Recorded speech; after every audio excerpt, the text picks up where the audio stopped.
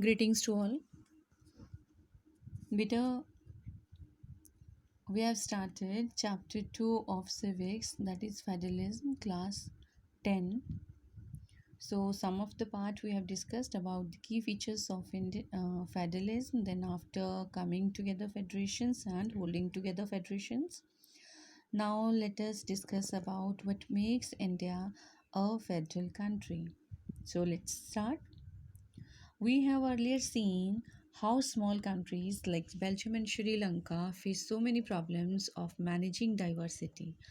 But what about a vast country like India with so many languages, religions, and regions? What are the power sharing arrangements in our country? So, both the examples, Sri Lanka and Belgium, we have discussed in the previous chapter.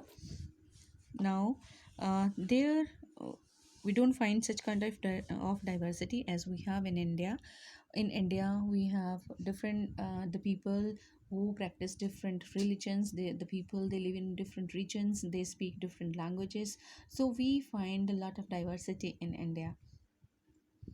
So what kind of power sharing arrangement is done in India? Let us discuss. Let us begin with the constitution. India had emerged as an independent nation after painful and bloody partition. Soon after independence, several princely states became a part of the country. The constitution declared India as a union of states. Although it did not use the word federation, the Indian Union is based on the principles of federalism. So, about the partition, we know that lakhs of people they lost their lives during the time of partition, and in our constitution also it is because at the time there were more than 500 princely states in India, and they all these princely states united to form India. So, in our constitution, the word Union of States is written, that our constitution declared India a union of states. The word federation was not used in India, but Indian Union, it is based on the principle of federalism. Let us go back to the 7 features of federalism mentioned above. We can see that all these features apply to the provisions of the Indian Constitution.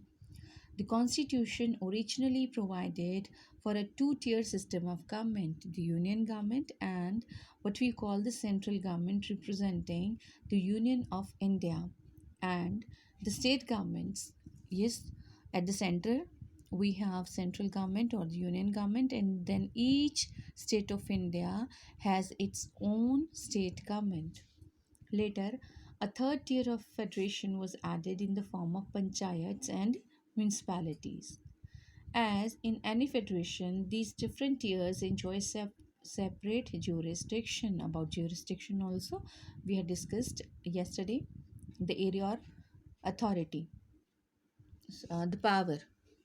The Constitution clearly provided a threefold distribution of legislative powers between the Union and the state governments. Thus, it contains 3 lists. So, from here, we are starting the answer of the question, what makes India a federal country? Union list.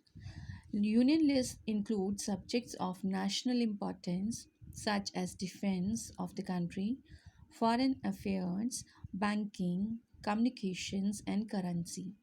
They are included in this list because we need a uniform policy on these matters throughout the country. The union government alone can make laws relating to the subjects mentioned in the union list. Union list. The subjects that are of national importance are included in union list, means those subjects which are equally important for all the country for taking decisions related to our country.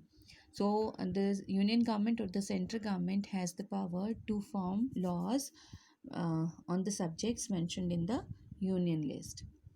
State list contains subjects of state and local importance such as police, trade, commerce, agriculture, and irrigation. These are the subjects which are included in state lists and many more. The state government of India and this let us discuss state government. The state governments, I think forest. Oh, I'm so sorry. Then this was left. Forest, trade unions, marriage, adoption, and succession. Both the union. This is we have started. State list we have discussed. The state government has the right to form uh, laws related to the state list. Then comes concurrent list, like forest, trade unions, marriage, adoption, and succession. Both the union as well as the state governments can make laws on the subjects mentioned in this list.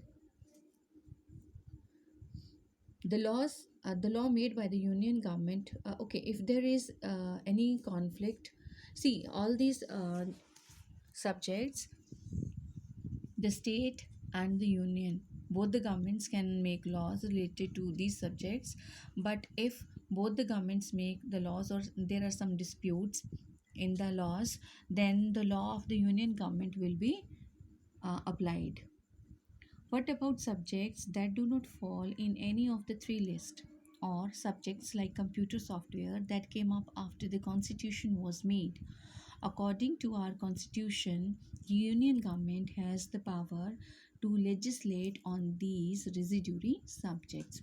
So, the subjects like computer software which came after the constitution was made, this is kept in residuary subjects, and the union government has the right to form laws related to the residuary subjects.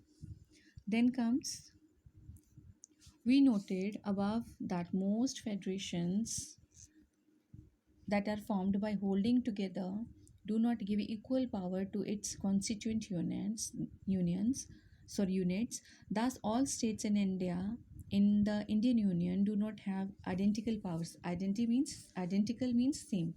Some states enjoy a special status.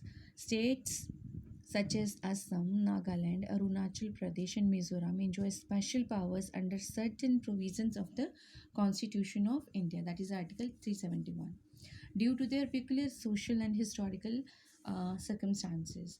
These special powers are especially enjoyed in relation to the protection of land rights of indigenous people, their culture, and also preferential employment in government services.